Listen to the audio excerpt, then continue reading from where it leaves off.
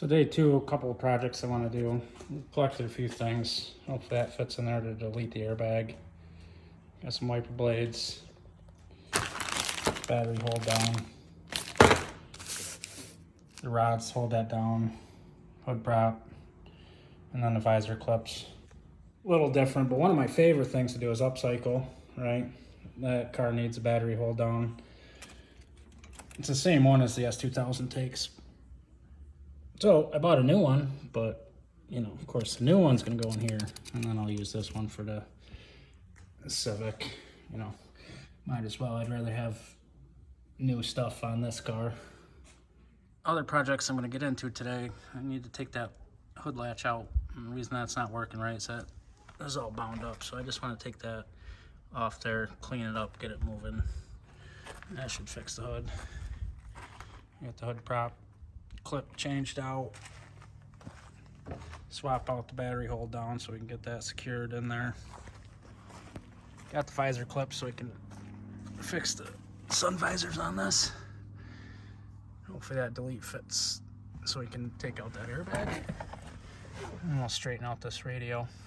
I'm gonna take out the glove box. There's 2 bolts underneath it, one on each side. You can feel them right there. They're 8mm or Phillips head screws. Gotta take the lower panel out underneath the radio, and then the kick panel underneath the steering wheel. I'm gonna take the center console out as well. There's 3 bolts on each side, and then there's one in the back on each side. And that one right there in the middle is part of the armrest, so you don't need to take that one out, just the lower one. So I'm gonna get that stuff out of the way, and then we'll get the glove box out, and I'll show you the screws to get the center console piece out. So step 1 in the center console removal, of course we have to get the shift knob off. Most Hondas, they just screw off.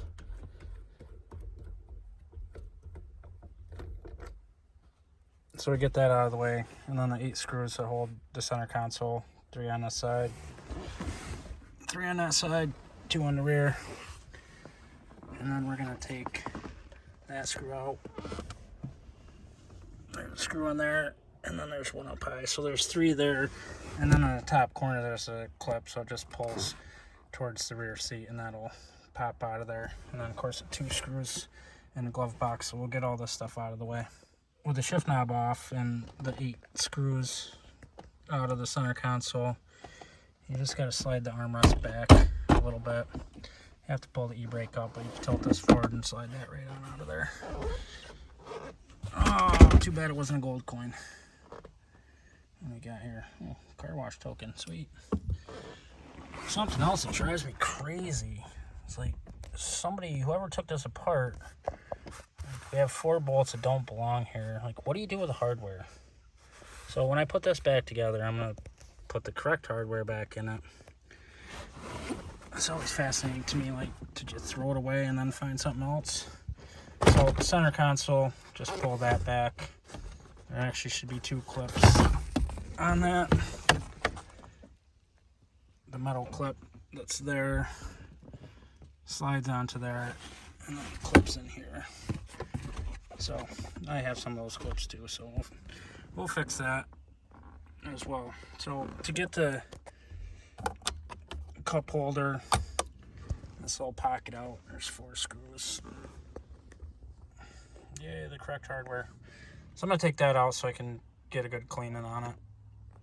So now we get to see what we got going on with this audio unit. If this were a factory unit, you have to take all these panels out, and there would be 2 screws in that track that bolt to the radio, and then you can remove the radio. Okay, so there's really nothing holding this radio in there. You got it spliced in instead of buying a harness to plug in there. They spliced into that, which, fair enough. Antenna, a mic. This is a short little unit. It's also missing its little trim ring that would go around this to kind of hide that cage. So I have a couple of them laying around. Hopefully I got one that will clip on that. To get a factory audio unit out of this, you do have to take all these panels apart. And once you do that, there's a couple screws that should be there in that bracket. And then there's a couple of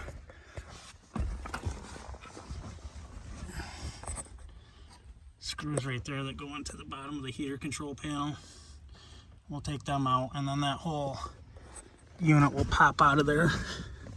And we're gonna have to disconnect the power to the heater control unit as well as the cable. So you're gonna wanna be careful of this clip right here. And then it will shut down, that'll come out. Little hook on there. So you can take that part off. Be careful of that clip, but if you get a set of pliers and pinch that, that'll pull out of there. And then you can get this whole panel out. And again, I want to clean it up and see if I can get that installed in there a little better. So it's a little hard to see, but on the back of the heater control assembly, there's two 8mm bolts going in the side, one on each side. So those have to come out also to get this thing to come all the way out.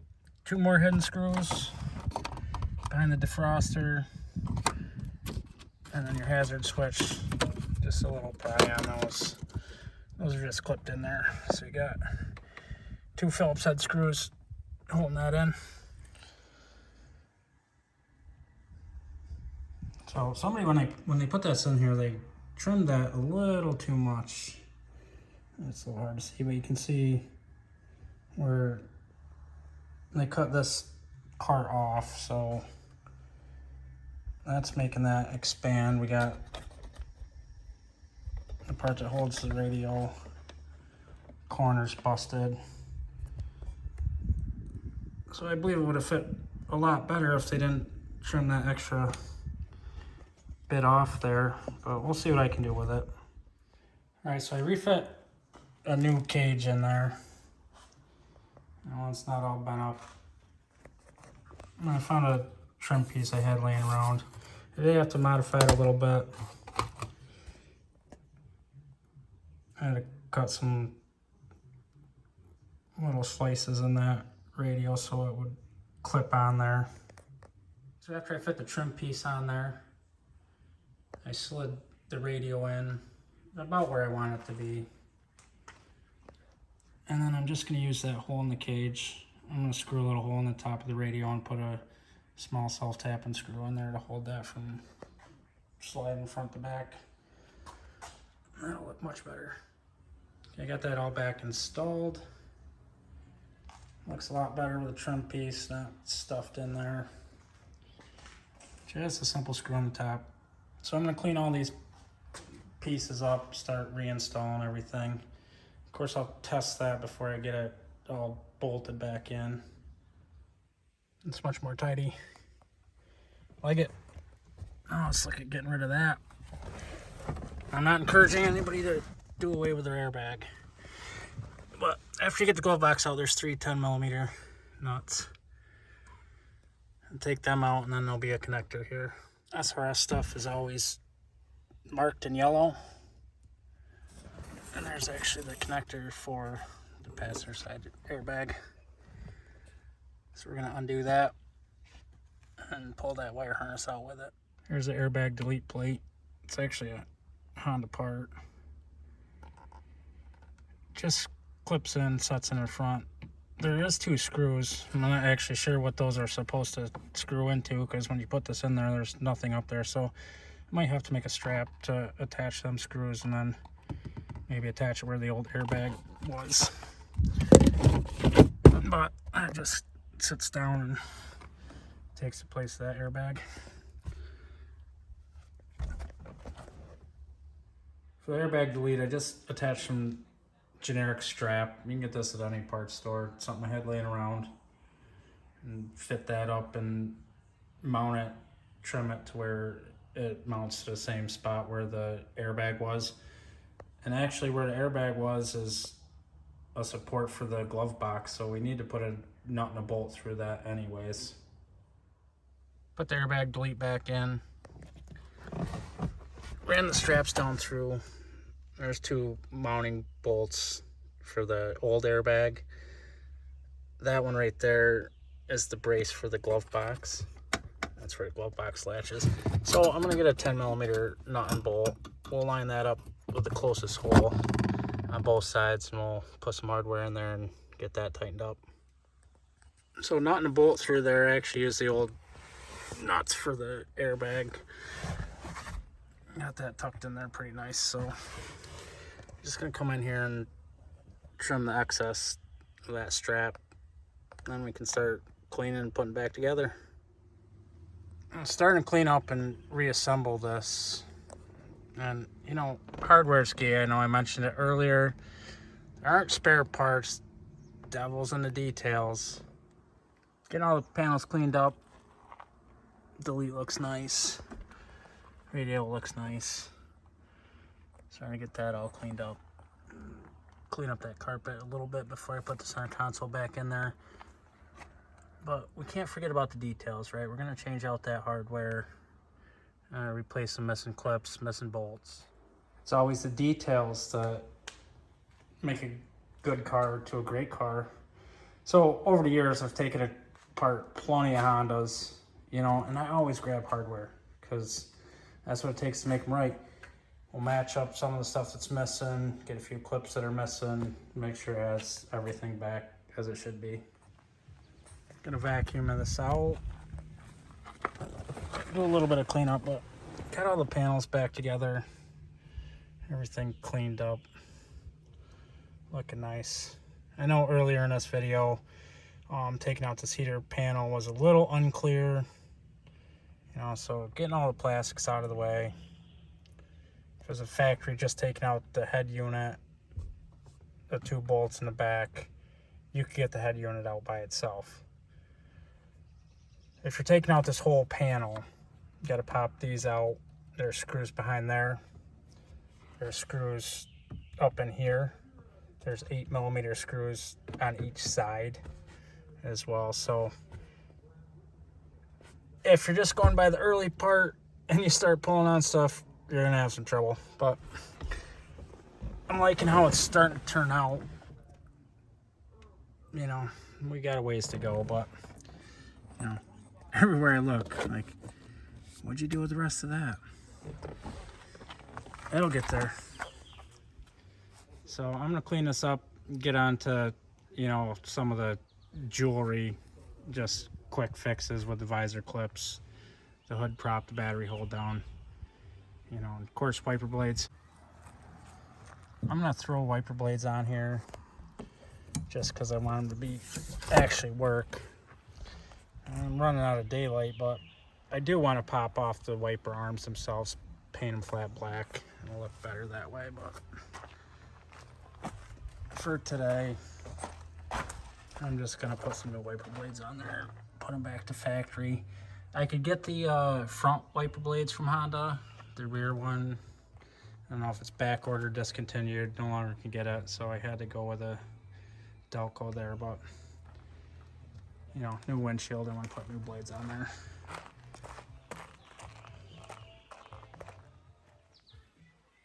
Went to the junkyard, pulled some things, and I thought I had a hold down for that, but it actually isn't quite the right one. I got it off neck cord and that doesn't really fit. I did change out that cap for a factory cap. You know, just little details. Got the hood prop clip in there, that's simple. Just pry it out of there, put a new one in. One new visor clip. And change the other one.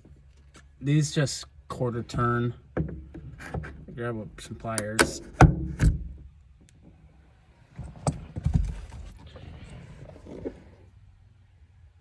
And then it's got a little keyway that lines up there.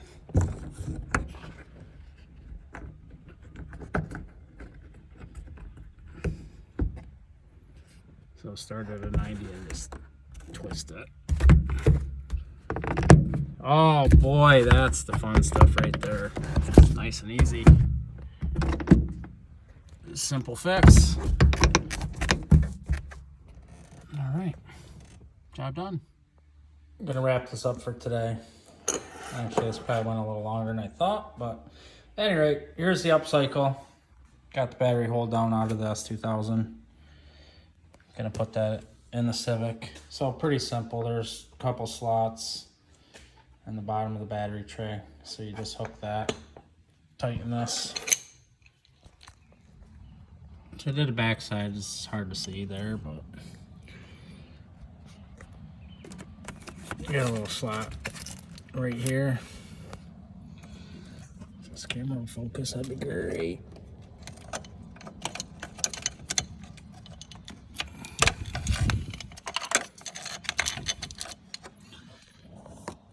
And I'll just, sorry, put it through that slot, hooked it, and now you can just tighten it down. Let's go wrap up day 2. Didn't get to the hood latch today. It'll be a different day. Ran out of day today. Hood prop holders in there. Battery secured. Got the visors fixed. Interior fixed. Got the radio straightened out. Deleted the airbag. Cleaned up some interior pieces. And I'm happy with how that's turning out. You know, next on the list we'll be looking at this ride height. Pictures don't really do it justice, but boy, that's obnoxious. So you gotta get this thing picked up, quieted down, so I can actually drive this car. And then we'll worry about making this one color. But not a bad day 2. I'm happy with how it's turning out. Just leave your comments and suggestions below.